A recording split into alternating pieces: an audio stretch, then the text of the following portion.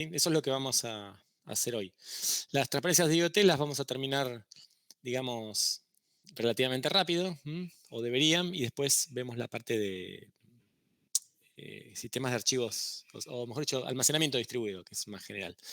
Así que bueno, vamos a arrancar con eso. ¿Sí? Ahí voy Profe, a creo que nos compartir. habías dicho que te vamos a acordar que nos muestres el ejemplo de MQTT. Ah, bien. Sí, tenés razón. Tenés razón. Bien. Menos mal que me hicieron acordar. Esperen un segundito.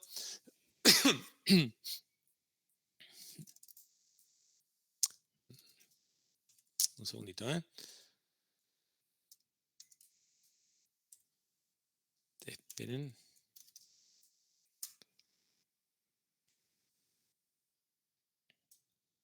Sí. Ahí les digo cuál es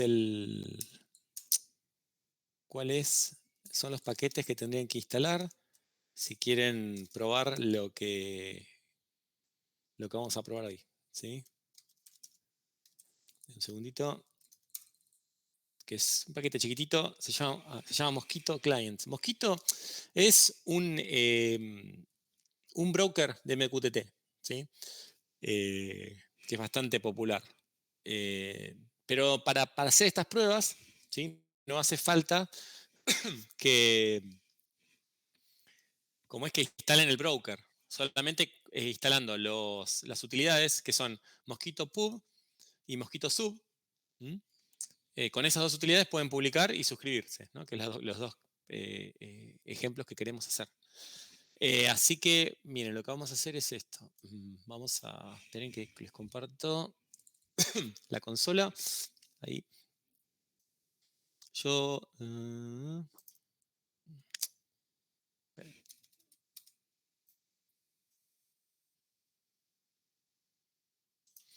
un segundo.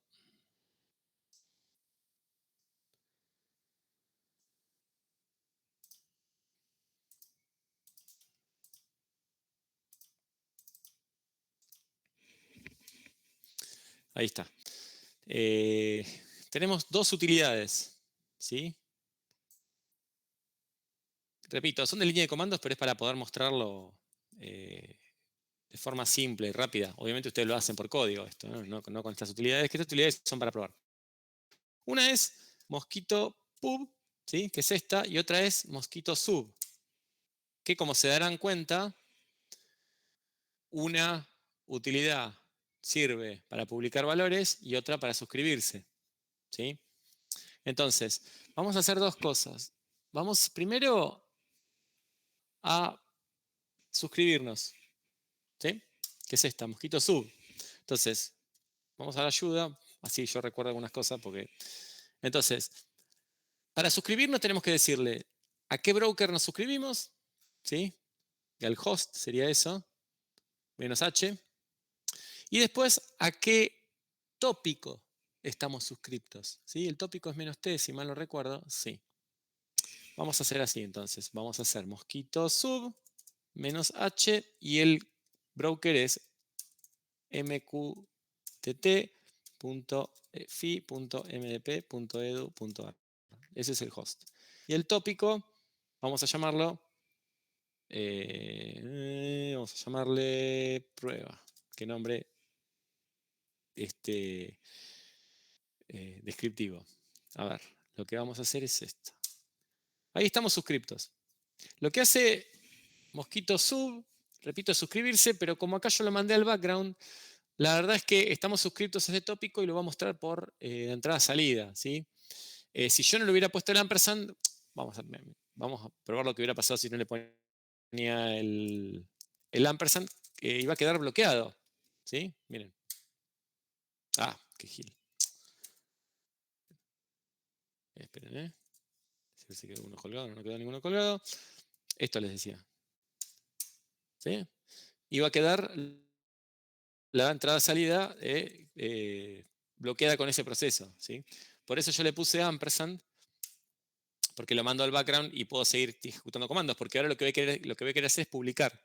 ¿Sí? Entonces voy a poner mosquito pub para publicar. No me acuerdo la sintaxis, voy a tener que pedir la ayuda. Ahí está. Debe ser el host menos h seguramente. Sí. Y después el tópico y el valor debe ser. A ver. El t es tópico y el valor, a ver cómo era. No me acuerdo de esto. Send the content file. Ah, puedo mandar un archivo. No voy a mandar un archivo. Esperen que me acuerde cómo era el valor. Si era el tópico 2 puntos valor o algo así. No me acuerdo. Read message from standard. Ah, bueno, vamos a usar el menos S. Así lo tomamos de la entrada-salida. Bueno, host fi.mdp.edu.ar tópico prueba y les dije menos y era la entrada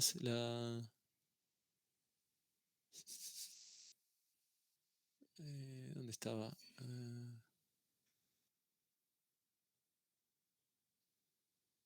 Ese, menos L. Ahí está. Oh, fi mdp eduard. Ah, mqtt.fi. Ahí está. Si yo le mando el mensaje hola, lo va a publicar y como estoy suscrito también me lo debería mostrar, ¿sí? ¿Ven que lo repitió?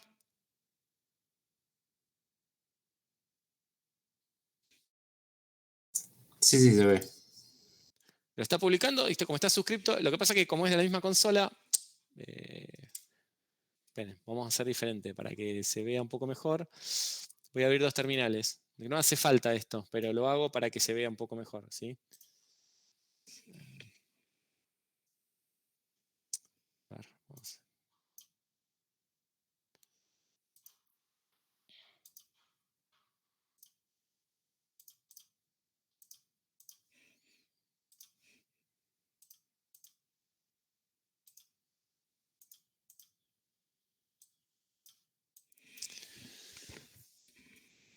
Acá me voy a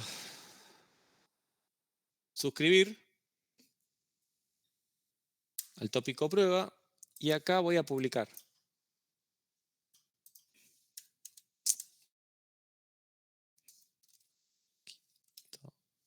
No me voy a acordar, menos h mqtt.fi.mdp.edu.ar menos topic prueba y menos t era menos l. El menos l es para que todo lo que yo escribo lo publica, ¿sí? Entonces acá publico hola y aparece, ¿ven? En el que está suscripto.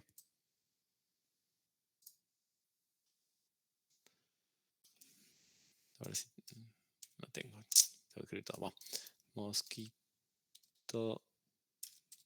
pub menos h mqtt.fi.mdp.edu.ar tópico prueba menos L.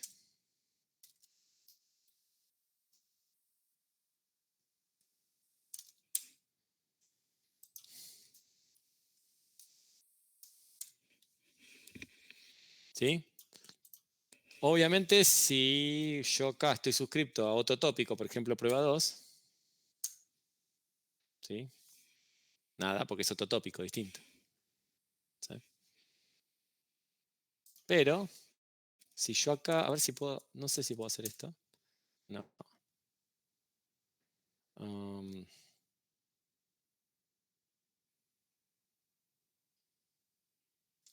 ver si puedo hacer esto. No puedo hacer esto.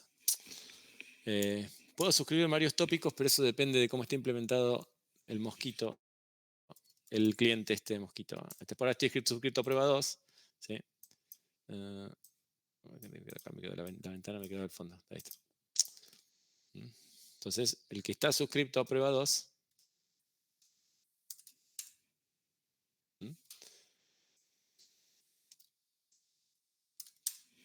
¿Sí?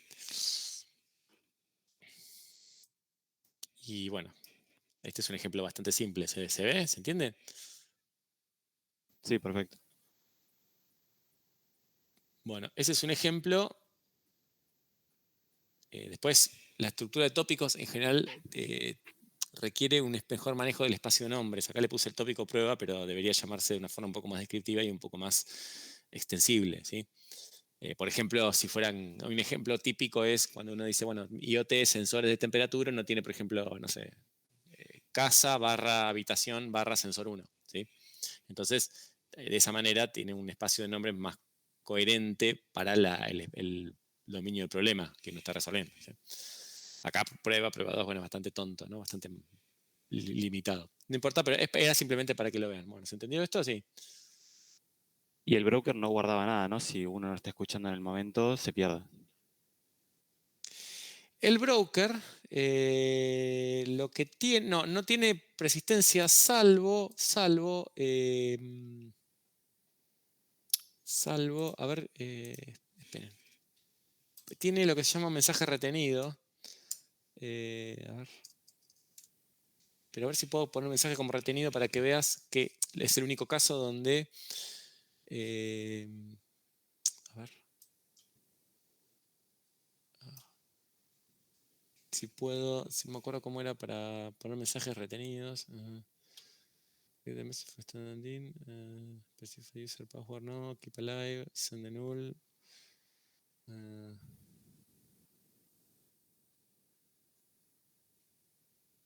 Message to retained, menos R. A ver si me permite hacer menos L, menos R. Sí, me permite. ¿Esto qué es? Prueba, no prueba 2, ¿sí? Yo ahí estoy suscrito a prueba 2, ¿sí? Ahora no estoy suscrito a nada, ¿sí? Entonces, ¿qué voy a hacer acá? Hay que logrando poner, no sé. ¿Qué voy a hacer acá? Voy a publicar en prueba, ¿sí?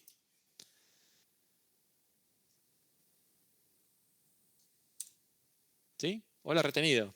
No había nadie suscripto. Pero ¿qué pasa? Cuando yo me suscribo ahora, como ese mensaje era el mensaje retenido, es el mensaje que me da. ¿Sí? Ah, bien, bien.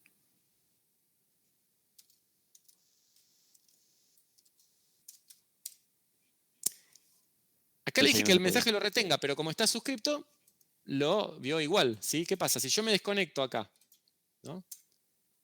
¿Qué pasa? Ahí está. Me vuelvo a suscribir, ¿qué es lo que voy a ver?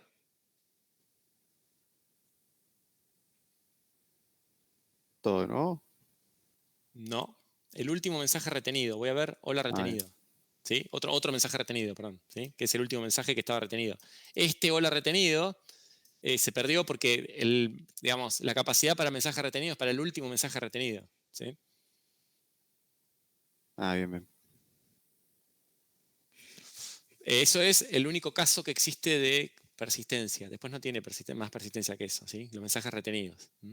Es como una especie de valor de arranque o de inicialización, digamos, que permite. Después tiene seguridad, bueno, tiene un montón de cosas más por si uno quiere que el canal sea seguro entre el que suscribe o el que publica, ¿sí? Pero eso ya son otras cuestiones. Bueno, ¿sí? Con esto se entiende un poquito la interacción con el broker. El broker está escuchando acá, ¿no? Está en mqtt.fi.np.lugar. ¿Sí? Escuchando por el puerto estándar, que no me acuerdo cuál es el del MQTT, pero no me acuerdo. Pero está escuchando ahí, ¿sí? Nosotros no tenemos el broker, no está en nuestro control. Está en internet disponible, ¿sí? Bueno, vamos, esperen que... ¿sí? Tengo que... No, esperen. Las transparencias, entonces, que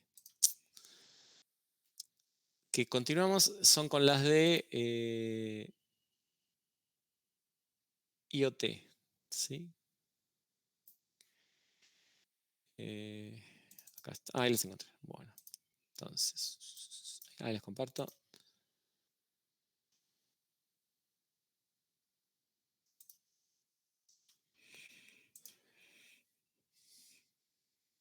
Bueno, eso es respecto al protocolo MQTT, ¿sí? Que, digamos, es bastante simple de entender. Esto ya lo vimos. Bueno, entonces,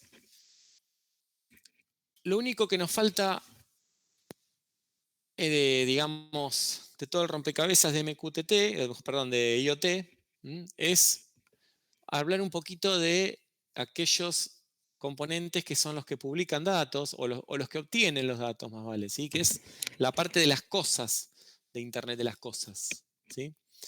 En ese extremo, están los microcontroladores, ¿sí? Y una tecnología o una arquitectura que se usa mucho es la familia Arduino, ¿sí?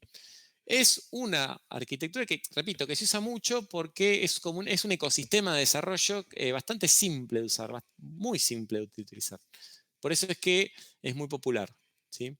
Y aparte es un ambiente libre, ahora lo vamos a ver.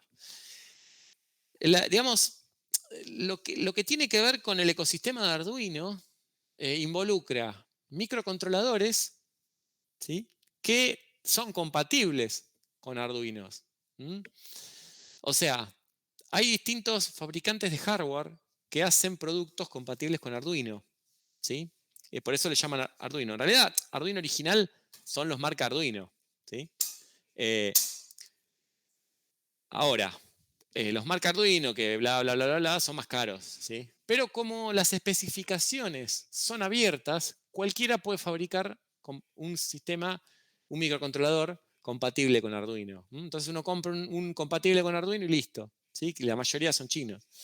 Algunos son de más calidad que otros, pero en general, si dice compatible con Arduino, no van a tener problema de instalar el ambiente de Arduino y programar ese microcontrolador con el ambiente de Arduino que se lo bajan de la página de Arduino. El ambiente estándar de Arduino. Eso es lo que tiene de bueno. Pero bueno, obviamente hay de todo.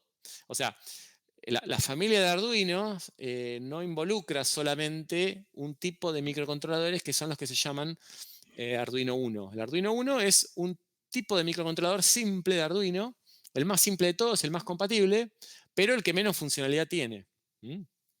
Un Arduino Uno, un equipo compatible con Arduino Uno, originalmente estaba basado en un microcontrolador que es el microcontrolador Atmel, ¿sí? Una empresa que es Atmel, un microcontrolador, digamos, chiquito, 16 bits, digamos, con poca capacidad de procesamiento, poca capacidad de memoria y poca capacidad de entrada-salida. O sea, no tiene entrada-salida, no tiene red, etcétera, etcétera. Es muy limitado. Se pueden hacer un montón de cosas fácil, pero es bastante limitado lo que puede hacer. Esto es Arduino 1. Después hay compatibles con, se llama Arduino Due, porque es italiano. Después el Arduino Mega, etcétera, etcétera. Y después hay directamente otras arquitecturas más, digamos, más avanzadas, ¿sí? Inclusive de 32 bits y demás, compatibles con Arduino, que ahora lo vamos a ver, ¿sí? Pero lo importante es eso, que sea compatible con Arduino. ¿Qué repito que es Arduino? Bueno, es una plataforma electrónica de código abierto, ¿sí? Código abierto significa cualquiera puede fabricar un microcontrolador compatible con Arduino. ¿Qué hacen los microcontroladores Arduinos? Bueno, permiten. Espérenme un segundito, a ver, porque esto. Esperen.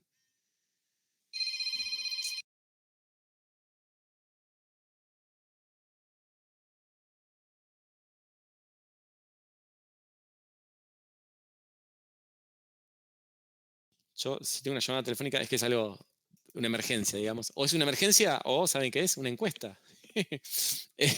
Bueno, en este caso era una encuesta. Yo pensé que era una emergencia. ¿Sí?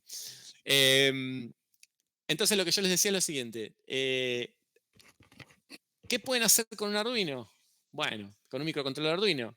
Bueno, por ejemplo, microcontrolador Arduino lo que tiene muy, muy útil es la interacción con el medio ambiente, ¿sí? Que no, con una PC no es tan fácil hacerlo. Una PC cara, digamos, que uno usa todos los días. Por ejemplo, interactuar con un sensor de luz, un botón o un mensaje de Twitter, inclusive. Todas estas cosas las puede hacer un Arduino, ¿sí? Se puede transformar digamos, nuestro código, transformar en un código que genere una salida, por ejemplo, para activar un motor, para encender un LED o para publicar algo en línea, si quieren inclusive. ¿Sí? Todo esto se puede hacer con Arduino. ¿Sí? Lo que obviamente está limitado porque Arduino no tiene, por ejemplo, sistema operativo. Ahora lo vamos a ver a eso. ¿sí? Entonces, ¿cómo se hace esto? Yo les decía que es muy fácil porque está basado en un lenguaje que es propio del Arduino, que está basado en otro lenguaje que se llama Wiring, pero es, digamos, si ustedes lo ven, ahora vamos a ver un ejemplo, es como si fuera a programar en C. En un C mucho más fácil que C en algunos sentidos, ¿sí? Pero la sintaxis es parecida a C. ¿sí? Entonces, yo les decía que Arduino original está basado en microcontroladores Atmel. Hoy en día hay, digamos, otros productos más nuevos, no sé si más nuevos, por ahí más potentes en capacidad de cálculo y en prestaciones, que también son compatibles con Arduino. Un caso es esa placa que está ahí, que son unas placas que tenemos nosotros, ahí en la facultad yo tengo una, que se llaman comercialmente Wemos, pero usan un chip que es el ESP8266. ¿Sí? Ese chip, ese microcontrolador, el ESP8266, lo que tiene de bueno es que tiene integrado la conectividad. O sea, es un chip que tiene integrado básicamente la red 802.11, de Wi-Fi. Tiene Wi-Fi incorporado. Y después es compatible con Arduino. Entonces uno puede programar, pero sabiendo que uno tiene conectividad Wi-Fi en ese microcontrolador. ¿Sí? Y además, el microcontrolador es mucho más rápido. Tiene un procesador de 32 bits. ¿Sí? Mucho más rápido que el Atmel original. ¿Sí? No sé si ahí lo ubican. El que está a la izquierda es un Arduino 1 original. ¿Sí? Y el que está a la derecha es un SP32. Fíjense que el Arduino 1, si ustedes miran, casi que no encuentran dónde está el procesador. Es muy chiquitito el procesador porque tiene muy pocas características. En cambio, si ustedes ven a la derecha, la placa Wemos, esa que tiene el ESP8266, es mucho más grande el integrado que tiene, que es el que está ahí a la derecha, y es el que tiene Wi-Fi incorporado. ¿Sí? Esperen que tengo que ahí, admitir. Ahí está. Bueno. Hay distintas razones por las cuales se utiliza Arduino. ¿Sí? Primero, es muy compatible, es muy fácil de programar, es barato. Barato, como siempre, relativo, depende a qué, pero en general es económico para hacer pruebas, para probar. Es económico. El entorno es muy fácil de usar, el lenguaje es parecido al C. El software de Arduino es código abierto, ¿sí? Significa que está todo disponible. No hay que pagar, digamos, licencia por usarlo. Inclusive el hardware es de código abierto. ¿Sí? Por eso cualquiera puede fabricar su propia versión de Arduino. Eso que están viendo, la transparencia 25, es el layout de una placa Arduino 1. ¿Sí? Fíjense que algunas cosas para considerar. ¿Sí? No van a ver que la placa, que el microcontrolador tenga una fuente. No tiene fuente al Arduino. Eso significa que yo tengo que alimentarlo de forma externa. ¿Sí? Digamos que cuando uno desarrolla, la alimentación del microcontrolador Arduino llega por USB, de la máquina donde uno está desarrollando. Uno conecta un cable USB y de esa manera alimenta al microcontrolador. ¿Sí? Obviamente que cuando está en producción no está conectado a la máquina nuestra, bueno, por eso tiene un puerto de alimentación que está ahí al lado del puerto USB. ¿Sí? Ese puerto de alimentación permite que uno lo alimente, por ejemplo, con una batería de 9 volts. ¿Sí? Por ejemplo. Otras cosas a considerar son la entrada-salida del Arduino. Esta es la parte más fuerte, quizás. El Arduino tiene la gran ventaja de que la entrada-salida permite entrada-salida digital y analógica. ¿Qué significa esto? Bueno, significa que tiene puertos digitales, que ahí los ven, son esos pines que están ahí, los pines están numerados. Estos puertos, digamos que en inglés se llaman GPIO. GPIO significa General Purpose Input Output, entrada-salida de propósito general. ¿Sí? Uno, a través de código, puede leer de esos puertos. ¿Sí? ¿Qué lee de esos puertos? Bueno, depende del tipo de puerto. Si es un puerto digital, uno va a leer valores discretos, porque es digital. Si es analógico, leerá valores de coma flotante. El Arduino tiene ambos puertos. Tiene GPIOs digitales y analógicos. Y ahí es donde uno conecta los sensores o los actuadores. Y los sensores o los actuadores tienen también entrada o salida digital o analógico, depende del sensor o depende del actuador. ¿Sí? También el Arduino tiene la posibilidad de salida de alimentación, que está ahí donde dice Power, porque los componentes que uno conecte también necesitan ser alimentados. Entonces uno tiene que alimentarlo de algún lado, los alimenta del Arduino. Obviamente tienen poco consumo, pero bueno, digamos, como está pensado esta arquitectura de hardware para operar en situaciones donde no tiene una fuente de alimentación a la línea eléctrica, el consumo eléctrico es importante y debería considerarse, ¿sí? Al momento de que uno desarrolle una solución, porque estos dispositivos en general operan con baterías, ¿sí? Así que bueno, es un tema. Y existen consideraciones, repito, inclusive desde el desarrollo para esto, ¿m? Como hacer que nuestro código sea más eficiente en el consumo de batería, ¿no? Esto ya es un poco más avanzado, ¿sí? Bueno, ¿alguna pregunta hasta acá?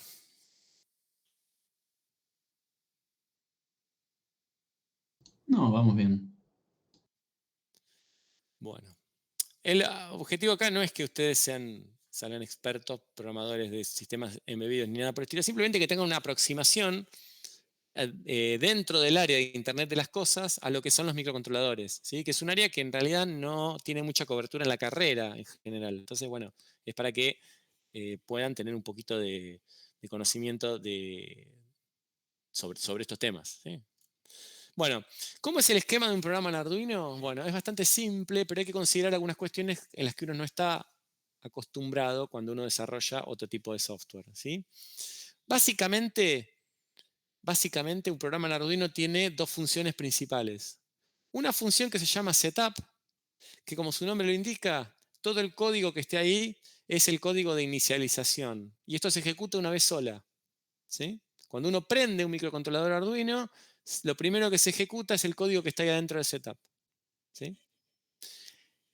Cuando uno prende un microcontrolador Arduino, el procesador, ¿sí?, no carga ningún sistema operativo. No hay sistema operativo. Se ejecuta el código que nosotros le damos. Nada más.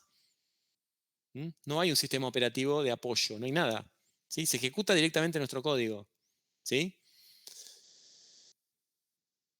Lo que puede haber es, si uno quiere y necesita determinado hardware, bueno, usará librerías, pero no hay sistema operativo, no hay llamadas al sistema, ¿sí? Lo que también tienen que darse cuenta, si vieron la plaqueta anterior, es que no hay entrada-salida.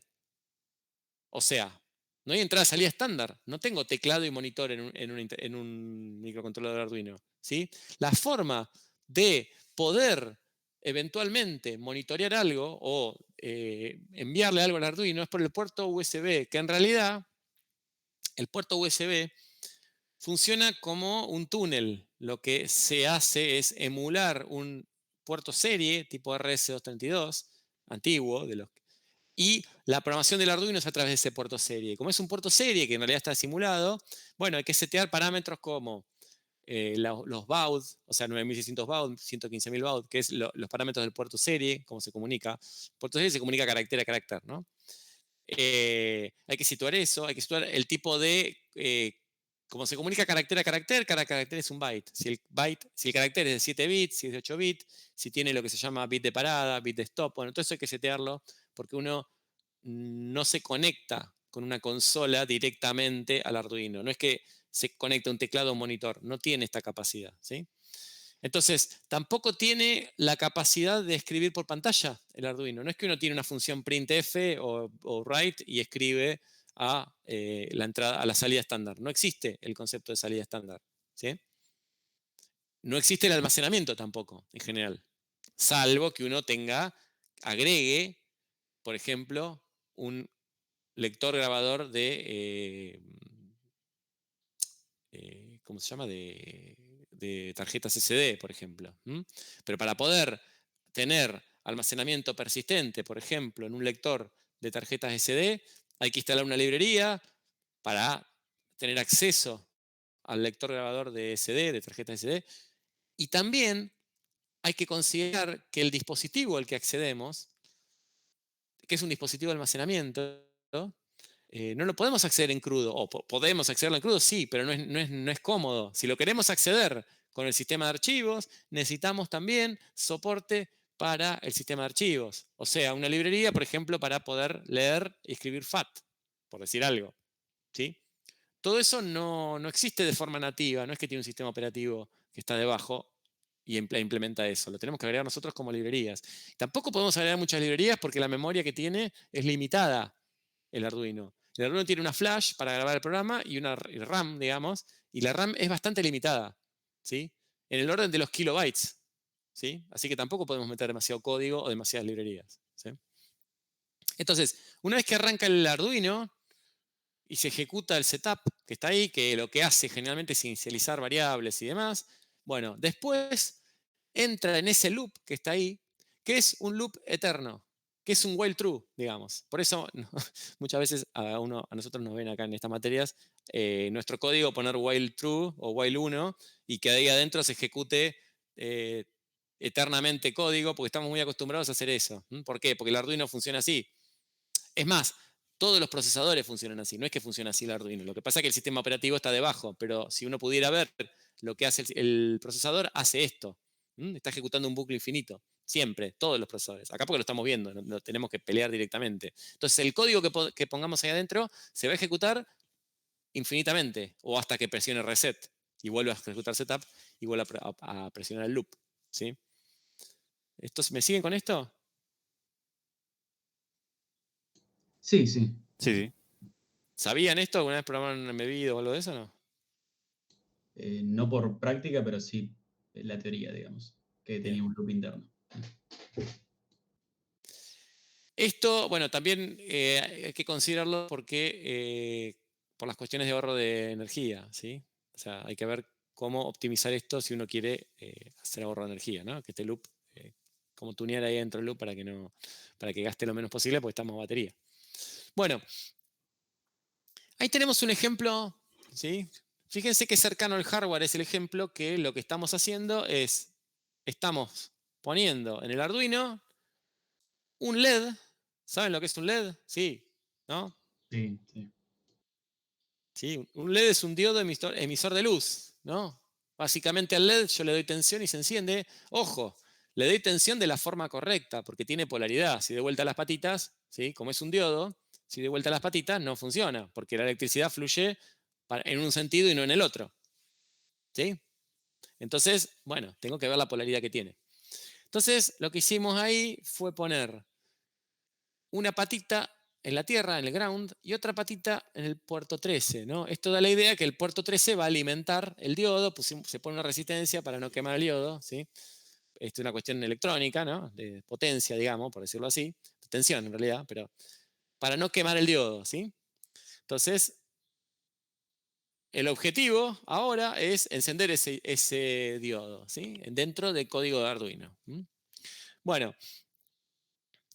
ahí está el código. El código es bastante fácil de entender, ¿sí? Lo repasamos rápidamente, pero definimos que la variable LED, o pueden verlo como una constante si quieren, tiene el valor 13 porque el pin es el 13. ¿Sí? Entonces está conectado, fíjense, estaba en el pin 13. No sé si se ve, pero está conectado en el pin 13. ¿Qué hacemos en el setup? Bueno, inicializamos el pin 13 en un modo que es el modo output. Le estamos diciendo al Arduino, vamos a usar el pin 13 como output, como salida. ¿Sí? ¿Y qué hacemos en el loop? Bueno, en el loop usamos una función que es digital write. ¿Sí? La función digital write lo que hace es escribir un valor digital. ¿Sí? ¿Qué valor digital? Bueno, lo que esté definido en la constante high. ¿Sí? Esa constante high es el valor que tiene la salida digital ahí, ¿no? Es el valor, digamos, que se interpreta como un 1 digital, ¿sí? Como un encendido digital, ¿no? Escribimos en el pin 13, le damos tensión, básicamente, porque escribir ese valor es darle tensión. Esperamos un segundo y escribimos low, que es no darle tensión. Y después esperamos otro segundo. ¿Y esto qué va a hacer? ¿Qué es lo que veríamos en el... Si tuviéramos el Arduino en nuestras manos, ¿qué veríamos? Una onda cuadrada, digamos. Una salida Pero, ¿qué verían alterna. nuestros... Nuestros ojos. ¿Qué verían nuestros ojos? Ah, la luz titilando. Claro, verían que el LED se enciende un segundo, se apaga. Se enciende un segundo, se apaga. ¿Sí? Eso es lo que hicimos. ¿Mm? Encendimos un pin digital. ¿Sí? Podríamos tener variaciones de esto, ¿no? Si usáramos una salida analógica, podríamos hacer que el LED se encienda con distintos matices. ¿Mm? Pero bueno, ya sería otro ejemplo, no este. Este es mucho más. Bueno, ese ejemplo lo vimos sobre un Arduino, lo que se llama Arduino Uno. ¿Sí? El Arduino Uno es muy interesante, muy divertido, pero a nosotros mucho no nos interesa en el sentido de que no tiene conectividad. O sea, a efecto de esta materia, que es sistemas distribuidos, el Arduino Uno no nos aporta demasiado, ¿sí? Porque no nos podemos conectar. Entonces, el ESP8266, que es compatible con Arduino. Si que sea compatible con Arduino significa lo puedo programar con el ambiente de Arduino, ¿sí? Es mucho más interesante porque tiene una interfaz Wi-Fi. Y yo puedo usarlo como un componente de mi sistema distribuido. Si yo pongo una computadora y conecto por Wi-Fi uno de estos, una Wemos, ¿es un sistema distribuido?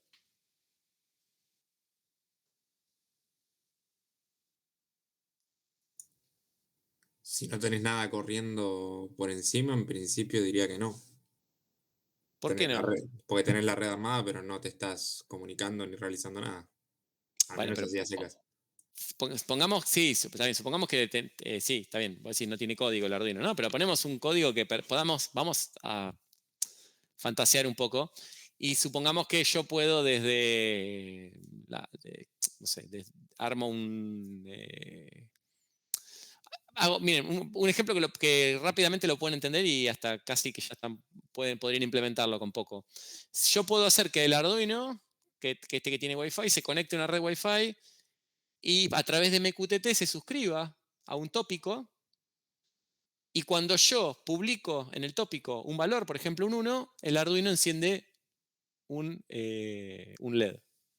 Por ejemplo, supone que tiene ese código, ¿no? Si yo publico un 1 en un tópico, el Arduino está suscrito a ese tópico, enciende un LED y si publico un 0, lo apaga el LED. ¿Sí?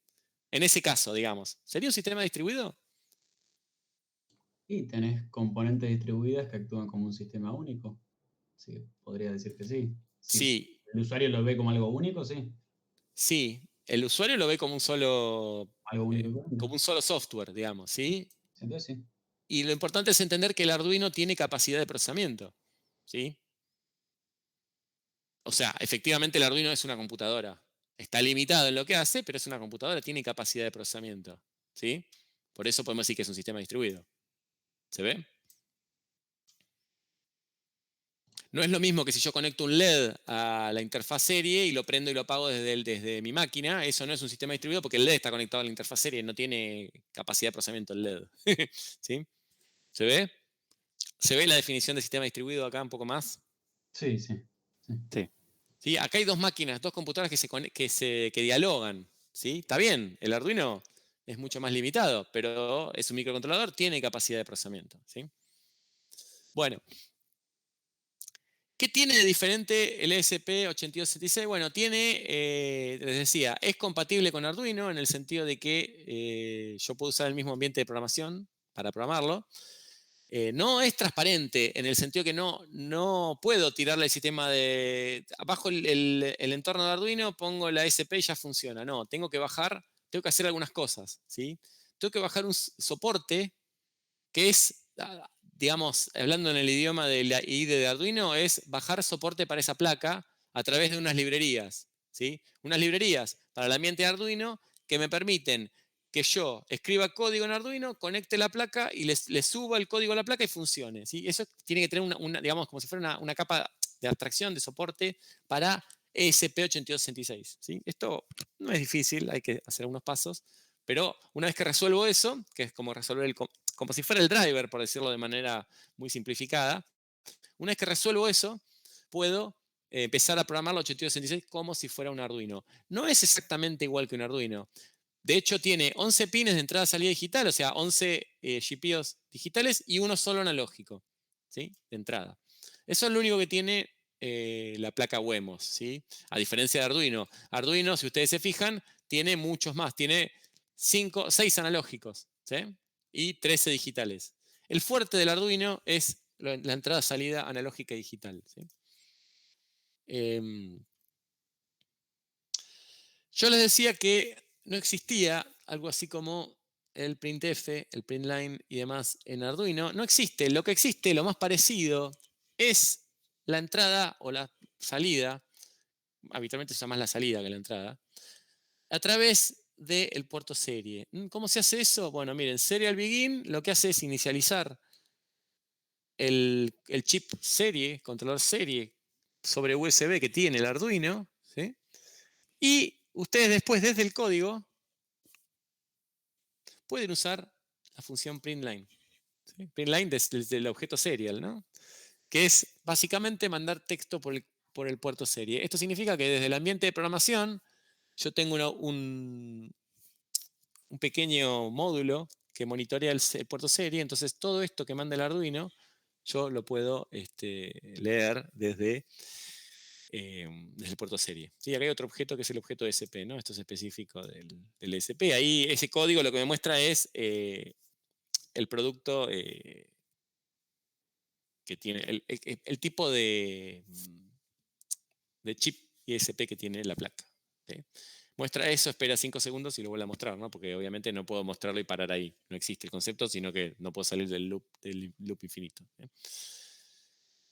Bueno, si quieren instalar la placa Wemos necesitan soporte. Esto que está acá arriba, si usan Windows, es el driver para poder programar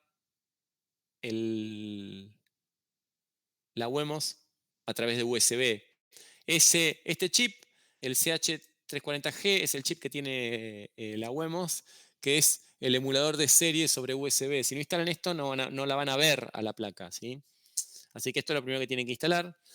Después, sí, el soporte para Python. ¿Por qué? Porque en realidad debajo hay un ambiente de programación para la ESP que ustedes pueden programar en C o en el lenguaje que quieran, pero tiene unos scripts y demás que están hechos en Python. ¿Sí? Así que todo eso está debajo, ustedes no lo ven cuando programan Arduino. Y acá está el ambiente de Arduino. El 1.8.2, ahora hay una versión un poco más nueva del ambiente, pero es el ambiente de programación de Arduino. ¿Sí? Lo que yo les decía es cómo configurar la placa. Es, bueno, tienen que, una vez que bajan el soporte, que no está acá cómo hacerlo, pero después les muestro si les interesa, ustedes tienen que decirle cuál es la placa que van a programar en Arduino. ¿Sí? Acá tengo el ambiente de Arduino instalado, si quieren, esperen que se los puedo mostrar de acá.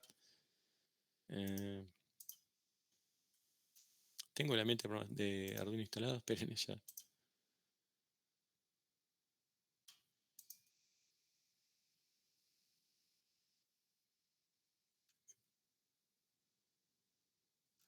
Esperen, que...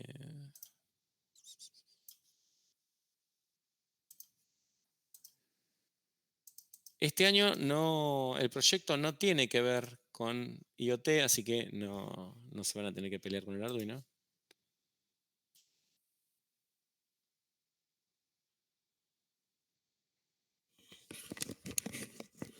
Ahí tiene el ambiente de programación de Arduino. A ver, ¿dónde está? Esperen que me acuerde acá. Preferencias. Van a preferencias, ¿sí? Acá tienen que poner, con las placas SP8266, tienen que poner esta URL porque ese JSON que está ahí es el que baja la configuración para Arduino para poder bajar el soporte para las placas. Esto está en la página de SP si quieren, ¿no? Pero una vez que ponen eso, tienen que ir acá, donde ¿dónde está? Gestor de tarjetas, ¿sí? Entonces, acá van a encontrar que en el gestor de tarjetas aparece soporte BEN para ESP8266. Bueno, ya está instalado acá. ¿Cómo? Que estás compartiendo solo el editor, entonces no se ven las emergentes. Ah, porque esa es Java esto, esperen. El ambiente está hecho en Java, el de...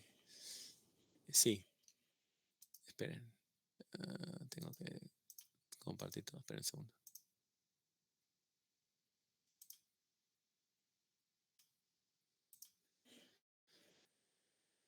Ahí está. Les decía esto, ¿sí? Van a preferencias, acá está, ¿sí? Acá. Pone el URL donde está el JSON que les da la configuración y después van a ¿dónde está? Herramientas, placa, gestor de tarjetas, acá. Entonces ahí va a aparecer el soporte para SP8266. Le dan instalar. ¿Sí? Acá hay distintas versiones, bueno, esta es la última. Una vez que le dan instalar, después van a ver acá que ¿dónde está? Acá, les va a aparecer esta solapa, SP8266, ¿ven? Esta es la UEMOS de 1R2. ¿Sí? Ahí está. Bueno, después hay un montón de opciones. Esto tiene que ver con algunas cuestiones de hardware de la plaqueta, pero no. Esta es la velocidad del puerto serio, la que tienen que subir el código. Bueno. Y ya está. Bueno, ¿se entendió?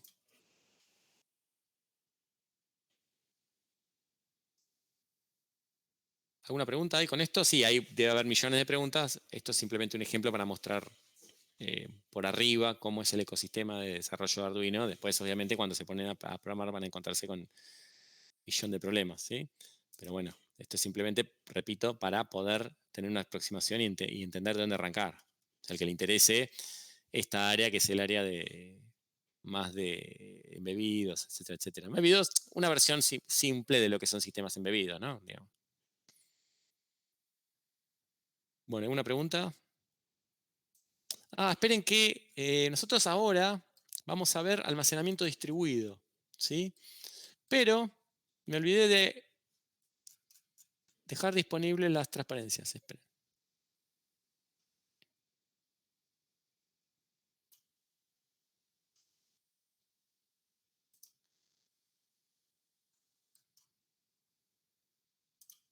A ver si ahí lo ven disponible. Sí, ahí estaría disponible en el campus. ¿Hay alguna pregunta respecto de IoT?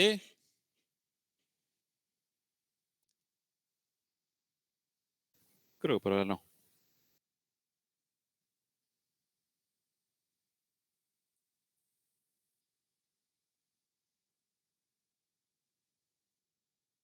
Bien, bueno. Vamos a saltar ahora entonces al anteúltimo tema de la materia. Ya se nos termina la materia, ¿sí? Tenemos almacenamiento distribuido y después tenemos un último tema que es alta disponibilidad, tolerancia a fallos, recuperación y consenso, ¿sí? Ese es el último tema de la materia.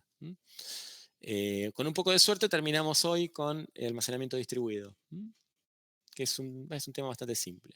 Debería ser bastante rápido en muchos sentidos. ¿Pudieron acceder a las transparencias? ¿Las vieron en el campus?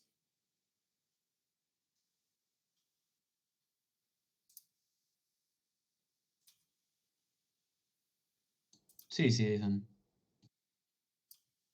¿El resto? Yo igual las voy a compartir, pero ¿Son las 20? son las 20. Sí, no completo. Sí, sí, están ahí. ¿Están ahí? Bueno, yo igualmente las voy a compartir, ahí se las comparto, esperen.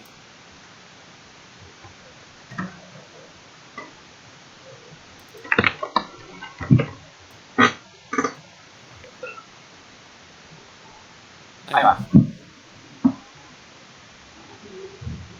Bueno. Vamos a hablar de almacenamiento distribuido. Bueno, la primera solución de almacenamiento distribuido es una solución local, que es la estrategia RAID, que ustedes la conocen, ¿no? Sí, sí, sí. Así que no vamos a ahondar demasiado en un tema que ustedes ya saben, pero rápidamente, sí, vamos a recordar. RAID es una estrategia que utiliza varios discos con distintos fines. Uno de los fines es redundancia, o sea, evitar que el fallo de un disco me tire abajo un sistema. ¿Sí? La definición original de RAID es esa, Redundant Array of Inexpensive Disk. Si ustedes escucharon la versión más reciente, deben haber escuchado que dicen Redundant Array of Independent Disk. ¿Sí? Pero me gusta más la original, porque inexpensive suena como que es barato. ¿Sí? Entonces, ¿cómo funciona RAID? Bueno, esto es importante recordar. Hay dos versiones, una versión por software y otra versión por hardware. ¿Sí? Esas son las dos implementaciones. La implementación por software tiene que tener soporte por software, en general en el sistema operativo. Y la versión por hardware necesita una controladora de hardware física, ¿no? Las dos tienen ventajas y desventajas. Antes que pase de transparencia ahí, se los comento rápidamente. La versión de hardware tiene la gran ventaja de la performance. La desventaja es que necesito un driver y si se llega a romper la controladora, me le voy a ver en problemas, ¿sí? Entonces algunos recomiendan comprar dos controladoras siempre, por si una se rompe, ¿no? Las controladoras RAID son carísimas, la controladora de hardware de verdad.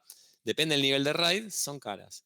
A veces aparecen falsamente como que son por hardware. Algunos motherboards dicen tienen soporte para RAID, pero en realidad terminan trabajando con un driver que lo hace por software, mucho de lo que hacen, así que termina siendo por software. Las implementaciones puramente de software, bueno, tienen la característica de ser más lentas en general, pero tienen la ventaja de que obviamente no dependo de una controladora que se rompan. La implementación de Linux es lo que se llama MD, Linux MD, Multidisk, ¿sí? Después, ¿qué implementan? Depende de la versión de hardware que uno quiere usar, la versión de RAID, ¿sí? El nivel 0 de RAID, no sé si lo recuerdan, es lo que se llama stripping, ¿sí? ¿Con qué objetivo se implementa el nivel 0 de RAID? ¿Se acuerdan? Performance. Claro, que el disco sea más rápido, básicamente, ¿sí? Entonces yo veo, de dos discos veo uno solo, con el doble de capacidad, ¿sí? Y es más performante, ¿sí? Pero, ¿cuál es el problema? Se rompe uno, se rompe todo. Claro, aumento el doble la probabilidad de que falle. Ya los discos fallan naturalmente, imagínense si lo aumento el doble, ¿no? Así que esto es bastante peligroso.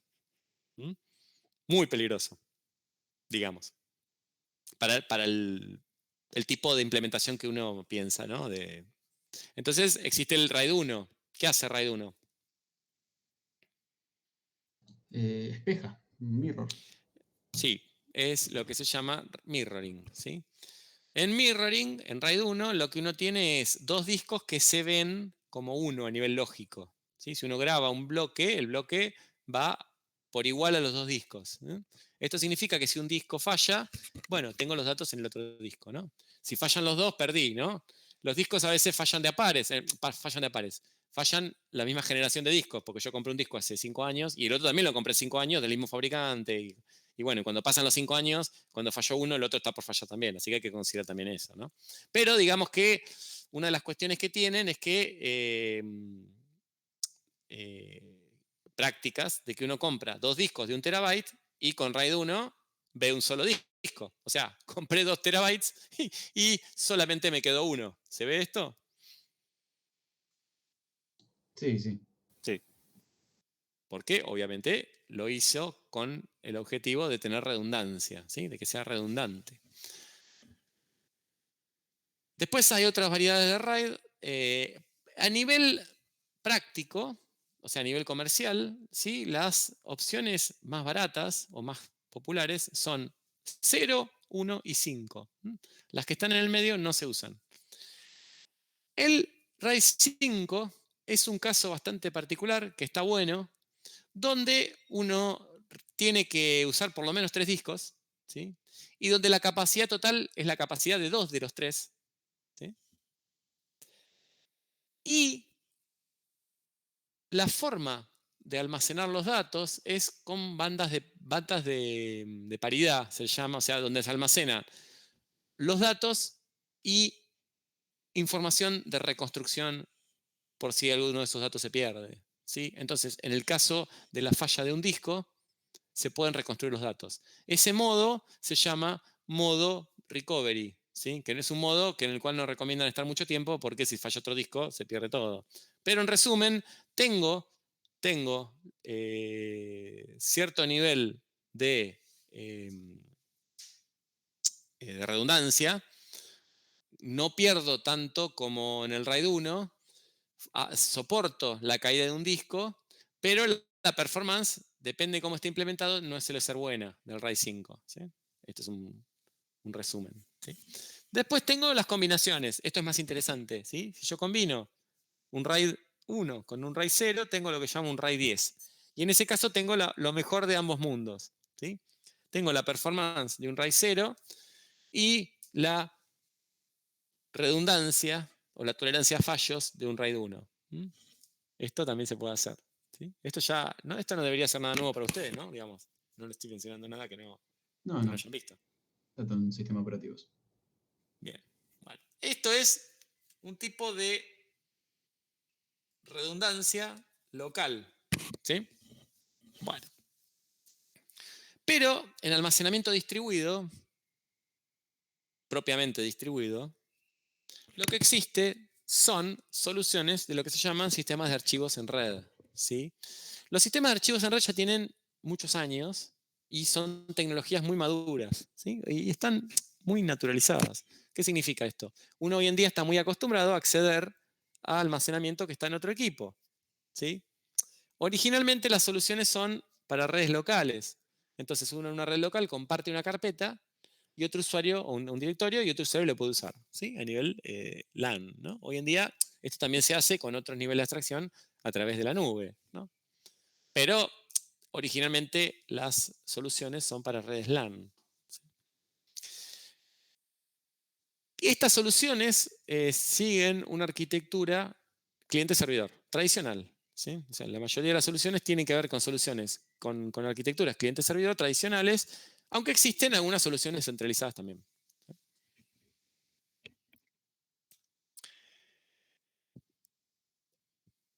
En las soluciones basadas en clusters hay varias soluciones. Dentro de estas soluciones existen lo que se llaman NAS o SAN, ¿sí? Que es almacenamiento en red. En almacenamiento en red, ¿sí? Yo puedo tener dos aproximaciones. Una donde yo distribuyo un archivo entero entre distintos servidores y otra aproximación es separar el archivo en bloques y para acceso paralelo, ¿sí? Para poder acceder en paralelo a distintos bloques del archivo. ¿Sí? Estas son dos soluciones diferentes con distintos objetivos. Esto es importante porque, a ver, acá lo unimos un poco con lo que hacen los sistemas operativos basados en Unix, más vale, que es separar el acceso a los dispositivos físico, que es el acceso a los bloques de almacenamiento, con el acceso a nivel abstracción más alto, que es a nivel archivo. ¿Sí? Una cosa es ver el almacenamiento como un archivo que ya tiene un nivel de abstracción, y otra cosa es ver el almacenamiento como bloques. Cuando uno trabaja a nivel local, el disco local tiene la posibilidad de verlo de las dos maneras. ¿Sí? No sé si recuerdan en organización de datos, pero ustedes tenían la forma de ver en un sistema operativo Unix, un Linux, por ejemplo, ustedes tienen la posibilidad de usar el sistema de archivos, pero además tienen un archivo que está en un directorio que es /dev, nombre del dispositivo, que representa todo el dispositivo entero y ustedes lo pueden acceder a nivel bloques a ese archivo. ¿Esto lo recuerdan o no?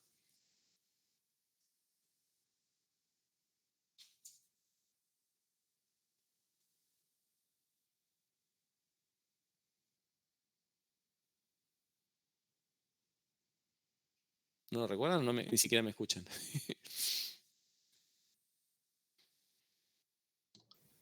Me perdí el último cachito. Sí, creo que nos acordamos. El punto acá es un punto que tiene que ver con el nivel de abstracción. ¿Sí? ¿A qué nivel de abstracción yo manejo mi almacenamiento? Si lo manejo a nivel bloques o a nivel archivos. ¿Sí? Cuando ustedes, vamos a poner un ejemplo más cercano, usan algún sistema de archivos o alguna de estas soluciones de almacenamiento en la nube, ¿alguno o alguna? Sí. ¿Qué usan? Drive. Google Drive, por ejemplo. ¿Y cómo lo usan a Google Drive? Tiras archivos. ¿En un directorio? Sí. Bueno. ¿Qué ocurre ahí? O sea, ¿cómo funciona? ¿Qué tienen que instalar? Una aplicación, ¿no? No, lo puede hacer de la web app. Sí, Está bien. para el escritorio sí tenés el que te hace la sincronización, sí es una Claro. aplicación de escritorio. Por ejemplo, sí, vamos al caso más simple, pero con la aplicación una aplicación de escritorio, ¿qué hace?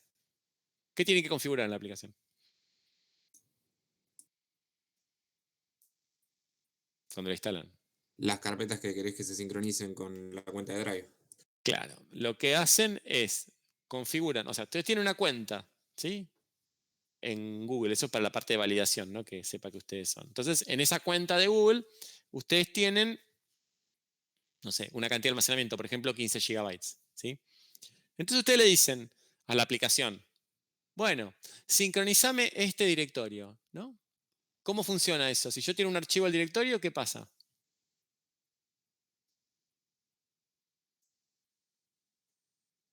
Lo sube a la cuenta automáticamente. Claro, esa solución trabaja a nivel bloques o a nivel archivo. Archivo.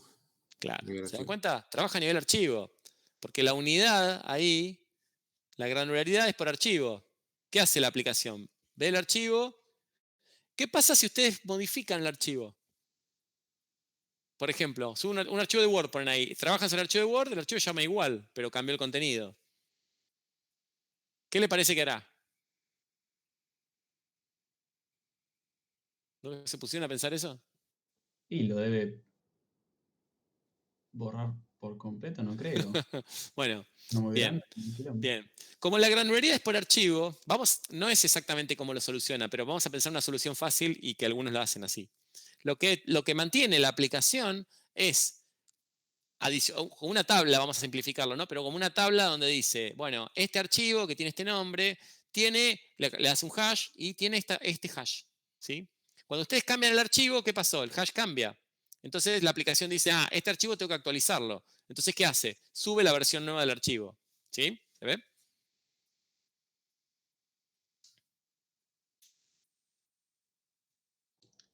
¿Se entiende? Sí, medio que se podría. Bueno, corregir. sí, hay optimizaciones, sí, obviamente, pero digamos, si lo maneja a nivel archivo, no tiene muchas opciones que esa, más que esa. ¿Sí?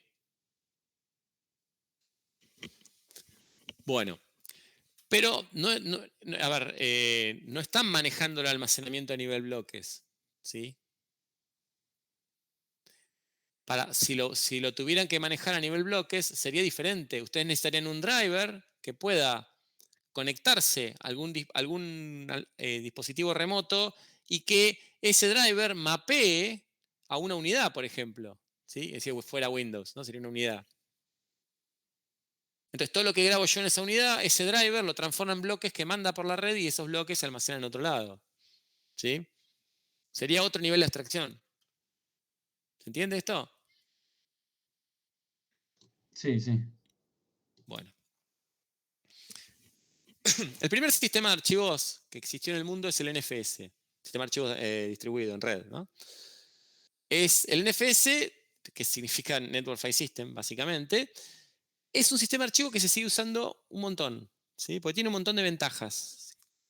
Se usa en general en el contexto de una LAN NFS, ¿sí? Uno de los grandes, digamos, no sé si revoluciones, pero una de las grandes ideas detrás de la implementación de NFS es que las versiones 2 y 3 son stateless, ¿sí? Eso significa que el servidor NFS no mantiene estado, ¿sí? No mantiene un estado. O sea, no maneja estado de los clientes, ¿sí? ¿Cómo trabaja NFS? Bueno, NFS trabaja con file handlers, ¿sí? O sea, a través de NFS un programador puede acceder porque cuando uno abre un archivo, el sistema operativo le da es un file handler, ¿sí? Las operaciones sobre archivos son síncronas, ¿sí? En NFS.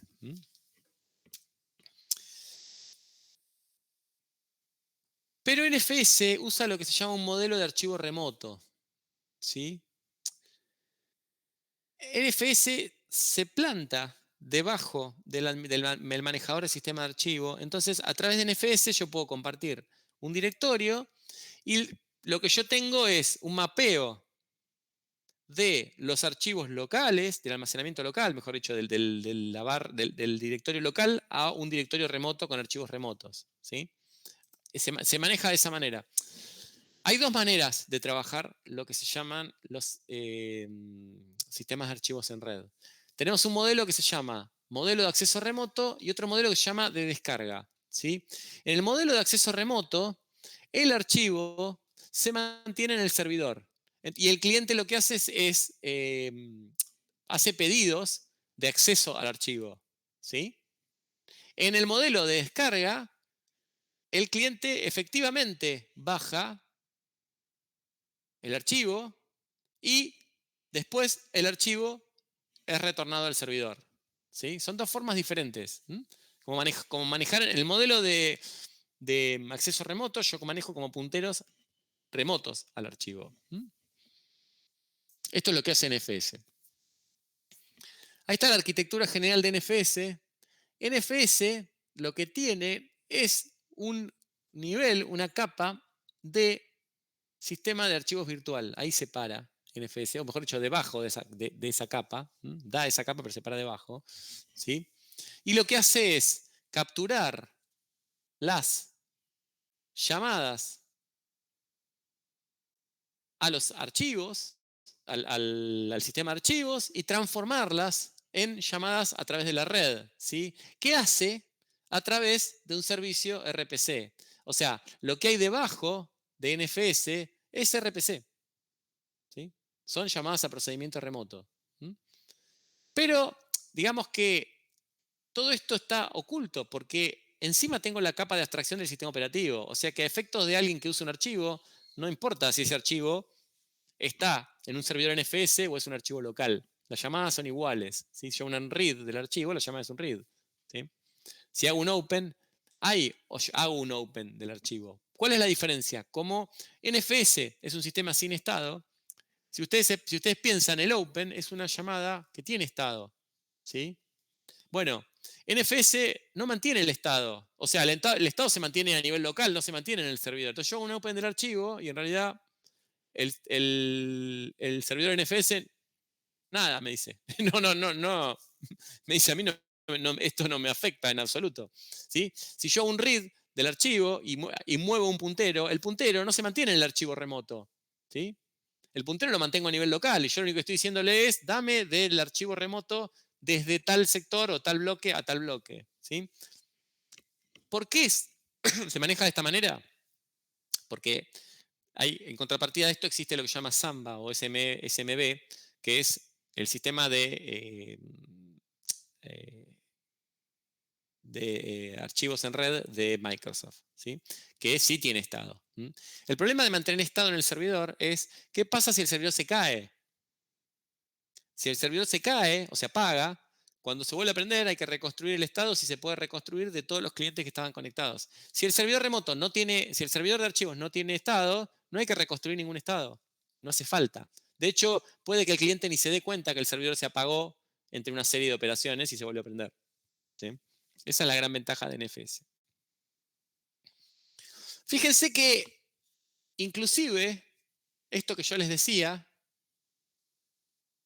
existe a nivel de operaciones. En NFS no existe una operación open. O sea, va a existir un open para el programador. El programador que arma su código va a ser un open del archivo. Pero en el sistema operativo, o mejor dicho, en el servidor de NFS, este open no tiene efecto. No hace nada. No hay concepto de abrir un archivo, ¿sí?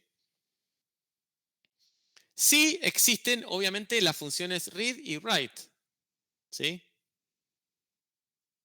Pero no porque yo mantenga el estado de un puntero en el archivo remoto. No existe esto, ¿sí?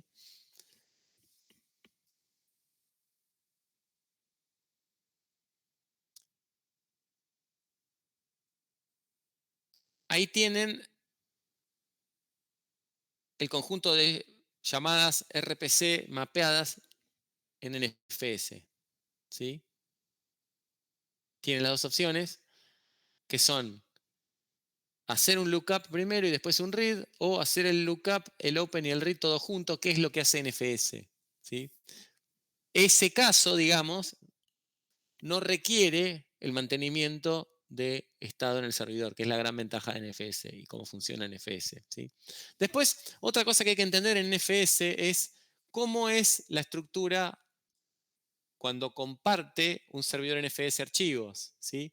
Lo que hace el servidor NFS es exportar un sistema de archivos, ¿sí? Y en el cliente, este sistema de archivos tiene que ser montado.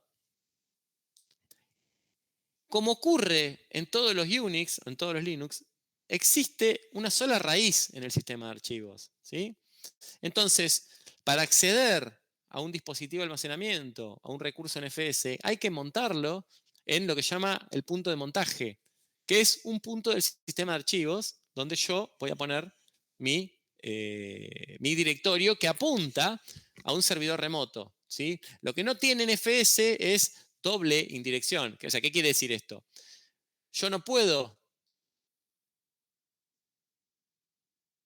montar una rama de un sistema de archivos que es producto de otro montaje. Tengo que montar la rama original. O sea, no puedo de una máquina importar una rama y volverla a exportar. Eso no lo puedo hacer, ¿sí?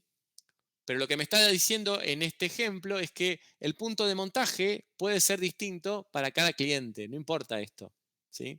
No importa porque es un problema local del cliente, donde a partir de qué rama, de qué punto de montaje es donde efectivamente pone la rama que fue exportada por el servidor, ¿sí? Pasa a formar parte de otro sistema de nombres diferente, de otra rama, de otro árbol de nombres diferente, ¿sí? Acá está. Bueno, acá está la transparencia. La siguiente es la que explica eso, que está un poco colgada, está medio pinchada. ¿Sí? Tengo que ver por qué. Es la 17. ¿Sí? Esto significa que los usuarios no comparten espacios de nombre. O sea, cada usuario, cada cliente, ¿sí? Hace el montaje a través o a partir de la rama que quiera o que pueda, ¿sí? Es decir, el nombre del archivo total depende de su propio espacio de nombres. Acuérdense que el nombre de un archivo es la suma, el nombre es la ubicación absoluta del archivo. Es el nombre del archivo más todos los directorios en el que está, ¿sí? Entonces, como esa rama depende donde uno lo haya montado, el montaje es dependiente del cliente, digamos. ¿Cómo se implementa NFS? Bueno, NFS se implementa a través de un demonio NFS, ¿sí? Que es el que permite que uno exporte el directorio. ¿Qué directorio? Bueno, uno tiene que configurar en el archivo /etc_export, uno le dice, che, quiero exportar este directorio. ¿Sí? Bueno, eso permite que otro equipo, digamos, remoto, pueda hacer una llamada a mount y decirle, quiero montar de este directorio de este servidor. ¿Sí? Ahora, también uno tiene que especificar en el export algunas cuestiones de seguridad básicas, que son quiénes pueden y quiénes no pueden importar ese directorio. En general la seguridad no la maneja NFS, es externa, ¿sí? Ya sea por otro lado. ¿Cuál es el mecanismo por el que debajo ejecuta NFS? Bueno, a través de RPC y a través del protocolo UDP. ¿Sí? Pero acá nos empezamos a encontrar con algunos problemas que ocurren en NFS porque históricamente es una de las primeras situaciones donde estos problemas ocurren, pero que pueden ocurrir en cualquier lado, en cualquier contexto donde haya archivos compartidos y distintos usuarios accediendo a esos archivos, accediendo para lectura y accediendo para escritura. ¿Sí? Esto se llama semántica de compartición de archivos. O sea, ¿qué es lo que pasa cuando hay archivos compartidos y hay distintos usuarios y pueden concurrentemente acceder a esos archivos y realizar modificaciones? ¿Sí? Eso se llama semántica de compartición. Hay una semántica histórica, ¿sí? Que es la semántica Unix. La semántica Unix existe hace mucho tiempo, ¿por qué? Porque en Unix, en los Linux también, se permite el acceso de múltiples usuarios concurrentemente a la máquina. Esto, digamos, antes que existieran las redes de computadora, inclusive, o los sistemas distribuidos, ¿por qué? A ver.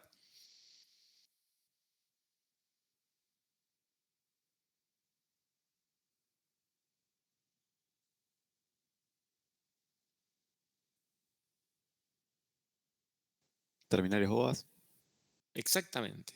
¿Sí? O sea, este problema tiene resolución de hace mucho tiempo, o mejor dicho, tiene aproximaciones para resolverlo, porque es un problema que se daba antes que existieran las redes. ¿Sí? ¿Y por qué se daba? Si uno dice, che, pero si no tengo varias máquinas accediendo al archivo. No es que había varias máquinas, había varios usuarios en la misma máquina, ¿sí? Accediendo a archivos. Entonces la situación es la misma, por eso viene de esa época. Esta semántica, que tiene un montón de años, que es la semántica Unix, establece algo que, digamos, ya lo vimos hace unas clases, que es una semántica donde el read sigue al write. ¿Sí? O sea, cuando hago un read, siempre tengo que ver el último write. Esa es la semántica tipo Unix. ¿Sí?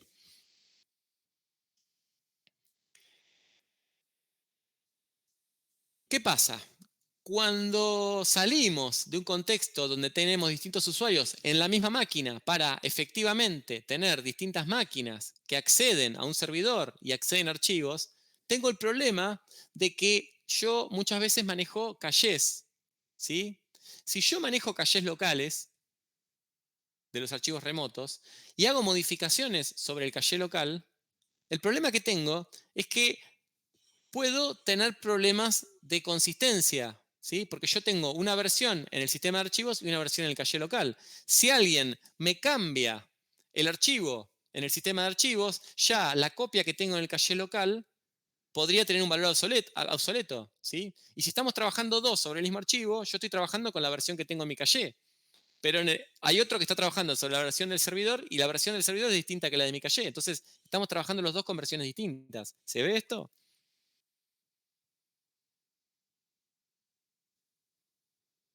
Sí, sí. Esto hace que la semántica tipo Unix, cuando se trabaja en sistemas distribuidos, sistemas de archivos distribuidos, compartidos, puede que no funcione porque pueden que manejen cachés. O no permito los cachés o no puedo usar semántica. ¿Sí? Entonces, hay otra semántica que se llama semántica de sesión. ¿Sí? ¿Qué dice la semántica de sesión? Dice, los cambios a un archivo abierto inicialmente son visibles solo para el proceso o la máquina que los modificó. Solamente cuando se cierre el archivo, los cambios serán visibles para otros procesos u otras máquinas. ¿Sí? Esto es más parecido a cómo maneja el servicio de compartición de archivos Windows. Espérenme un segundo.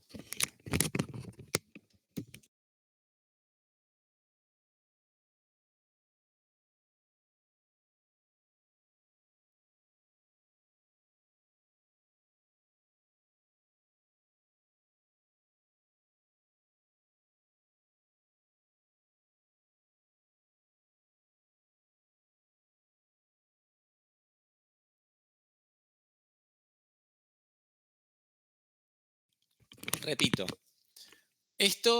esta técnica se llama semántica de sesión. ¿Sí? Como se llama de sesión, tenemos que pensar en eso justamente, que se manejan por sesiones los archivos. Cuando uno termina la sesión, recién el otro lo ve. ¿Sí? Esto, digamos, en algún sentido hay que interpretarlo como un bloqueo. La máquina que abre la sesión bloquea el archivo. Entonces, ese archivo está bloqueado y el otro equipo, la otra máquina, el otro proceso, hasta que no se libera el bloqueo, no los puede ver. ¿Sí? También esto significa de alguna manera que solamente uno puede realizar cambios, ¿no? El otro puede solamente leer la última versión que se vio del archivo, la última versión antes de bloquearlo. Esta es otra semántica distinta, ¿sí? Es otra solución a cuando hay archivos compartidos, repito. Otra semántica es lo que se llama archivos inmutables. En los archivos inmutables, ¿sí? Solo se permiten read y create. ¿Qué significa inmutable? Que los archivos no se pueden modificar.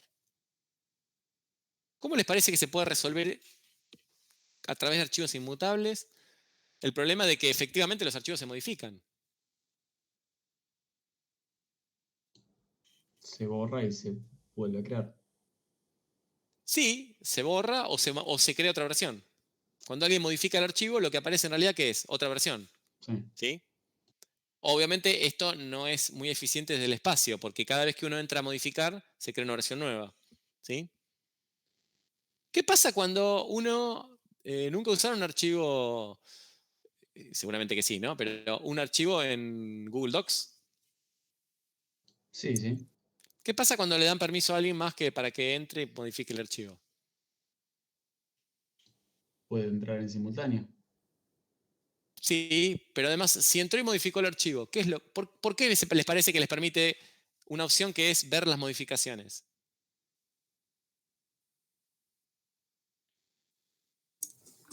Porque trabaja con versionado también. Claro, el trabajar con versionado es alguna manera de trabajar con archivos inmutables, ¿sí? Porque el original no se toca, sino que ¿qué se hace? Se arma uno nuevo, ¿sí? Digamos, con todas las modificaciones y el original quedó. De alguna manera fue inmutable el original, ¿sí? Es alguna forma de este tipo de soluciones, ¿sí? ¿Me entienden? ¿Me siguen con esto? Sí, sí, se entiende. O sea, para poder implementar las versiones, de alguna manera tengo que tener algo contra que comparar, que es el archivo original. Entonces, de alguna manera, ¿sí? Estamos usando un modelo parecido a este de archivos inmutables, ¿m? Donde yo siempre puedo crear uno nuevo, leer el anterior, pero no puedo tocar el anterior, pues si toco el anterior ya no tengo contra qué comparar. Lo que ocurre con Google Docs, que en algún momento sí, es como que hace una versión nueva y ya está. Por eso también tiene la posibilidad de crear versiones y demás, y lo va modificando eso, ¿sí? Porque aparte, trabajar de esa manera también involucra mucho uso del almacenamiento, ¿sí? Y otra posibilidad es trabajar de alguna manera con un modelo parecido a las transacciones de base de datos, ¿sí? Al modelo, digamos, ACID de base de datos, que es el modelo transaccional, ¿sí? ¿Esto qué quiere decir?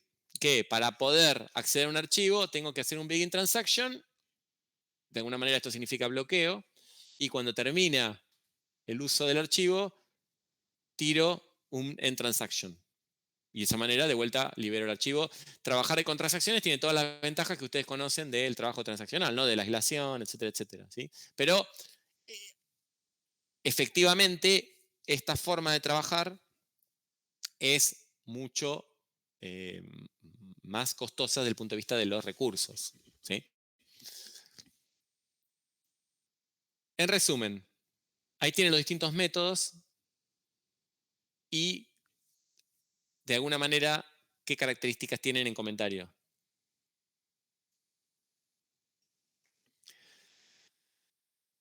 Estas son las semánticas de acceso a los archivos, ¿sí? Pero lo que existen, y esto solamente las vamos a nombrar o presentar un poco, son soluciones para efectivamente brindar almacenamiento replicado. ¿Qué significa esto? Vimos de entrada que RAID nos da la posibilidad de tener efectivamente recursos replicados, o sea, con el RAID 1 yo tengo dos discos de los cuales veo uno solo, ¿sí? Veo uno solo, pero porque obviamente tengo la replicación a nivel bloques. Cada bloque que yo grabo al disco, ¿qué pasa? Se graba en dos discos en paralelo, ¿sí? Pero esto se hace de forma local. Existen soluciones que permiten hacer esto mismo, pero a nivel red. Una solución es DRBD. DRBD es una solución que permite utilizar almacenamiento replicado y distribuido. Es, para simplificarlo muchísimo, como si fuera una solución de RAID, pero a través de la red, ¿sí? ¿Para qué se usa DRBD? Bueno, ustedes a través de DRBD pueden exportar, digamos, un dispositivo de bloques, ¿sí?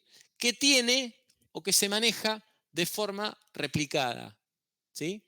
¿Para qué se usa? ¿Dónde se usa? Se usa en los clústeres, ¿sí? Estos clústeres, de alguna manera, se integran con lo que son las soluciones de la nube. O sea, el almacenamiento de los clústeres se puede implementar con DRBD. De esta manera yo puedo tener un disco, ¿sí?, que está conformado por un archivo de bloques, o sea, por un conjunto de bloques, donde estos bloques se almacenan de forma distribuida en distintos servidores. Esto es DRBD.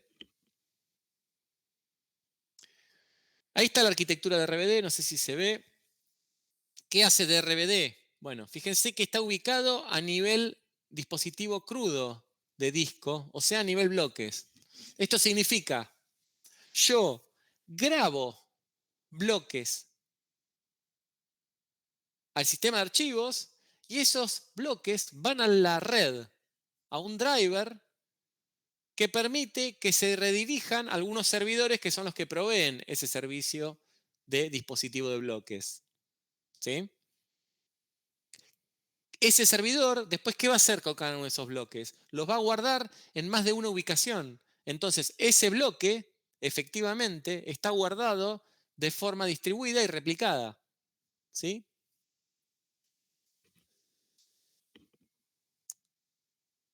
Ven que el driver de RBD hace una llamada a la red y lo manda a través de la red al bloque, donde efectivamente se graba en otro disco de otro servidor. ¿Sí? ¿Qué hace DRBD? Hace una réplica en tiempo real de los datos. ¿Sí? En tiempo real va grabando en discos remotos. ¿Sí? Y ocurre continuamente. O sea, yo grabo un bloque en mi máquina y ese bloque sale por el driver a la red y se graba en otro servidor.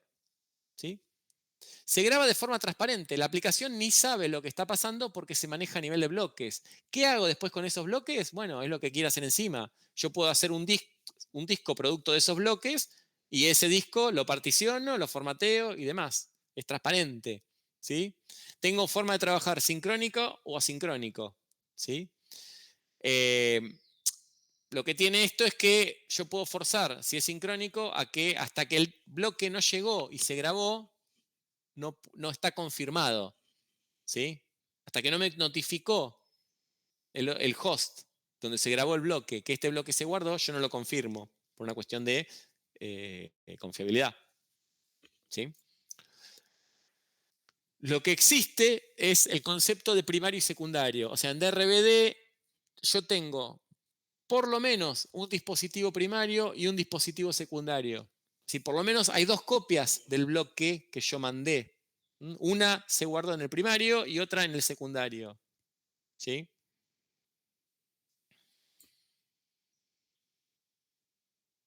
Bueno, ahí están las referencias de donde sacamos este tema que es sistemas almacenamiento distribuido. ¿Sí? ¿Hay una pregunta de almacenamiento distribuido?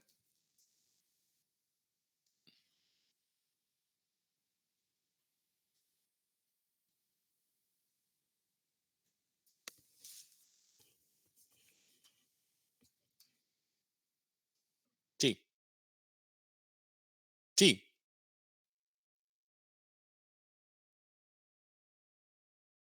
No, hay soporte para Windows en NFS. Lo que pasa es que el sistema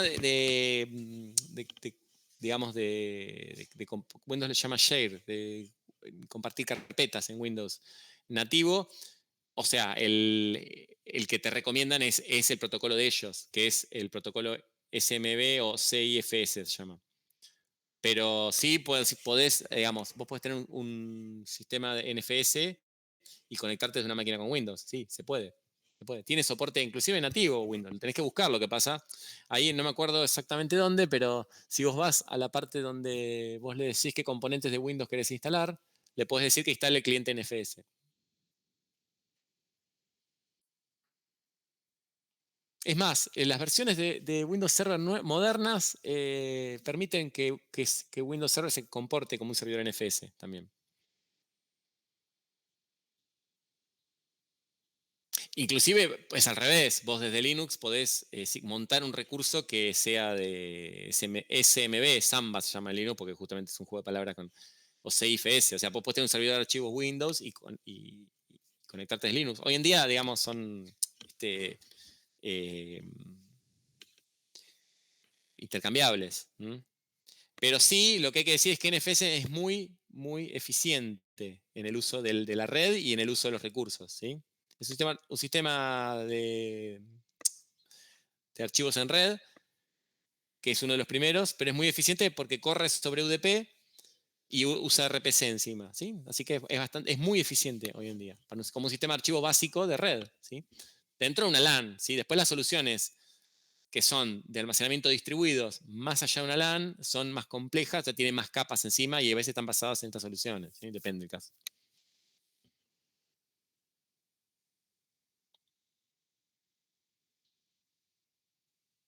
¿Alguna otra pregunta? Para esto la bibliografía sería el... Sí, Tanemon. ¿No? Sí, No, el Tanemon no tiene nada de esto. sí. De RBD no, pero de NFS sí. Tirame un centro porque no lo encuentro.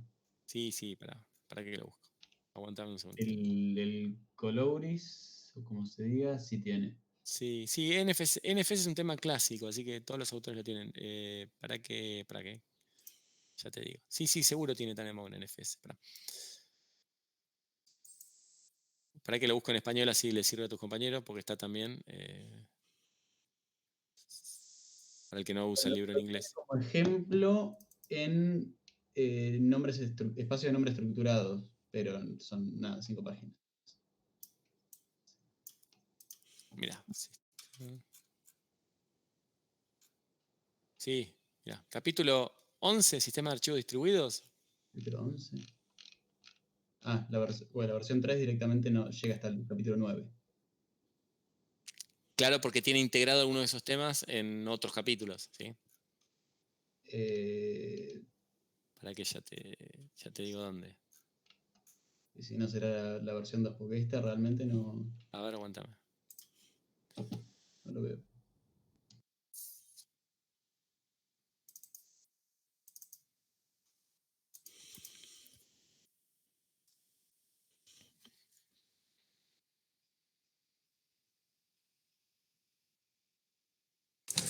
Yo tengo la versión 2 en español y la versión 3 en inglés, por si alguno la necesita.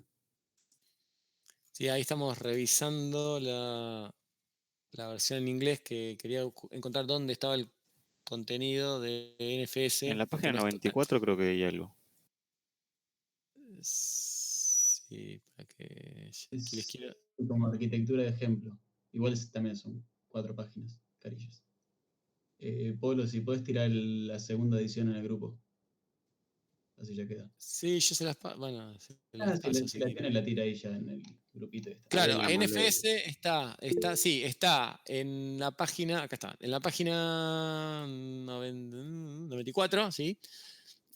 No tiene un capítulo aparte, como tenía antes, y está resumido. Sí, está básicamente lo que dimos nosotros.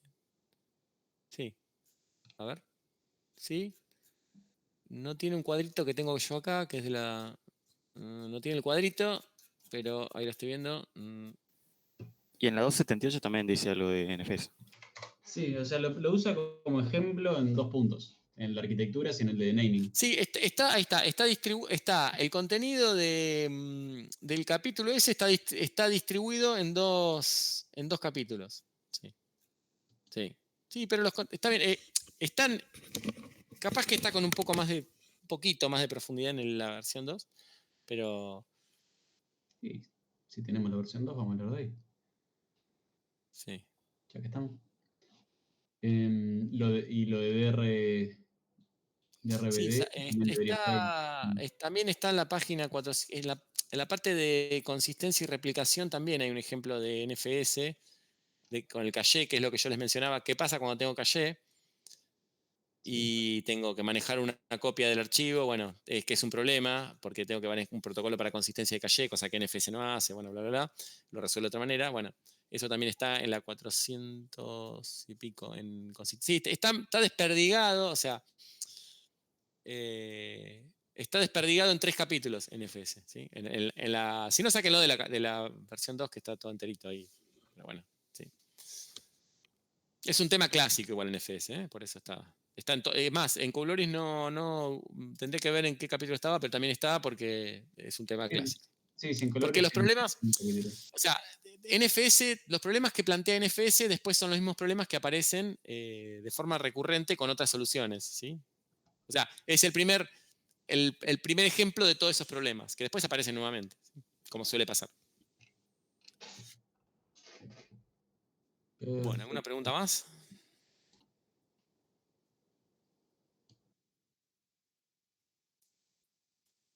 Si tuviéramos más tiempo en la práctica, podríamos probar de instalar un servidor NFS y de RBD, pero bueno, no lo tenemos, así que bueno, nos tenemos que conformar con lo que hay, ¿sí? Que es obviamente la continuidad del proyecto y lo que están haciendo, que está bien, pero bueno, no se puede hacer todo, ¿no? Pero sí, eso sí a veces algunos años lo hacemos en software libre, como que la continuación de esto un poco es software libre en ese sentido, ¿sí?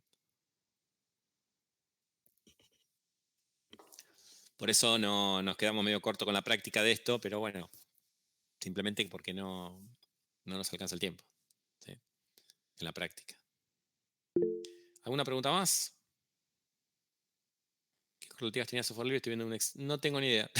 Lo que sí sé que la mayoría la hace a la materia es del primer cuatrimestre del año que viene, ¿sí? La mayoría no tiene problema en hacerlo. Lo que no estoy seguro cuáles son las correlativas. No sé, hay que ver el plan de estudios, no sé cuál es. Pero no creo que sea muy complicado porque la mayoría no tiene problema en anotarse. Revisen después el plan de estudios que está ahí, ¿sí?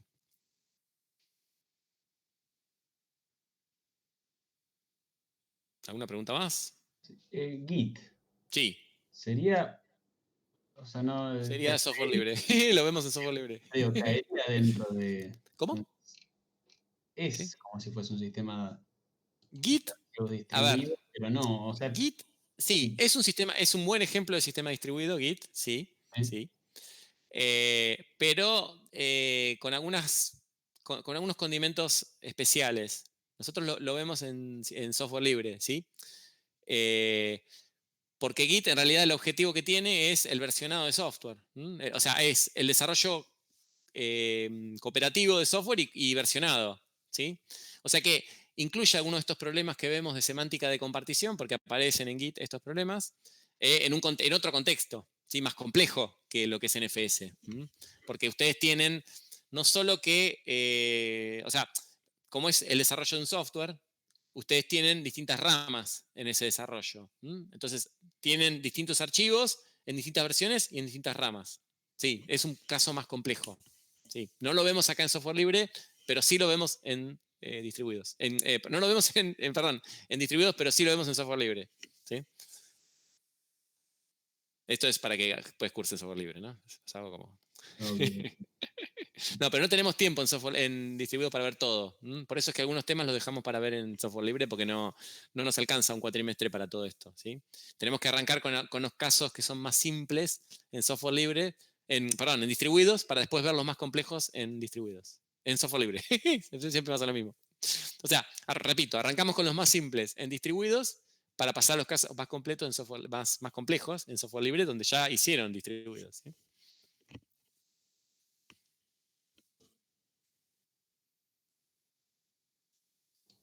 Bien, perfecto. Perfecto. Bueno. Igualmente, si están trabajando con Git, no tienen problema, o sea, lo pueden, Sí, sí, no. Es más una pregunta. pero digamos que Medio, Git, medio ahí. o sea, Git se puede usar con distintos niveles de conocimiento de la herramienta Git. Git es una herramienta poderosísima para trabajar en forma cooperativa, para desarrollar software en forma cooperativa, y la mayoría de las veces se usa con muchas limitaciones porque no se conoce la herramienta, ¿sí? Eso es lo que pasa. Pero la forma más básica de usar es bastante fácil porque uno clona o trabaja con con algún manejo bastante simple. Lo más simple es clonarlo, ¿no? Porque no te hace una copia directamente.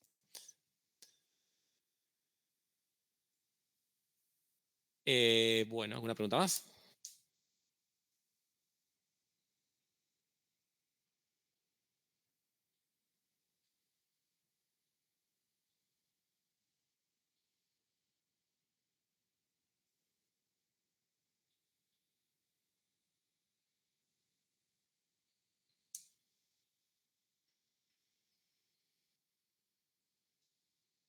Bueno, bien. No sé cómo van con el trabajo, pero también métanle, empiecen a, digamos, a avanzar porque ya falta menos, ¿sí?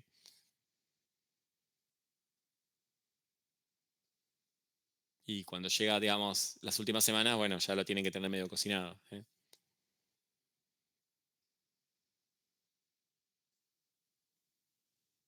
Sí, sí, va avanzando. Sí, yo entiendo que por ahí de entrada medio que dijeron, ¿y esto por dónde arranco? Pero ahora yo entiendo que lo tienen que tener ahora más masticado, más accesible, ¿sí? De entrada parece muy complicado, después una vez que empiezan a desarrollar se dan cuenta que no era tan complicado como... Siempre y cuando hayan armado bien la arquitectura de lo que están haciendo y sobre todo se hayan puesto bien de acuerdo entre grupos. Y esto es importantísimo, ¿no? Pues también eso es parte de la experiencia de ese software. Bueno, ¿una pregunta más?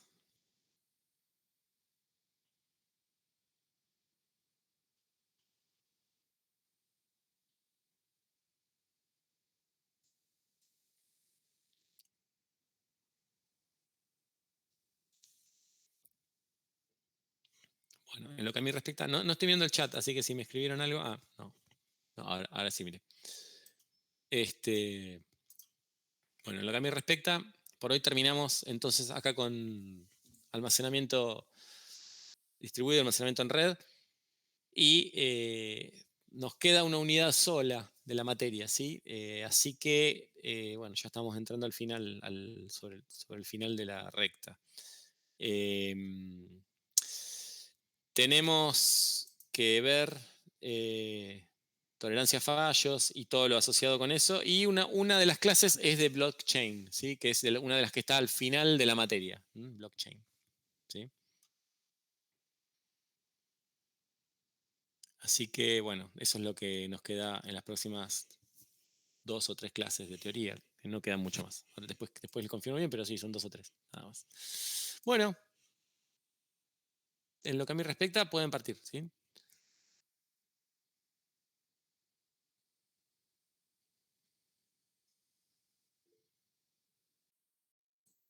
Gracias, profe. Nos vemos. Bueno, nos estamos viendo la próxima, ¿sí?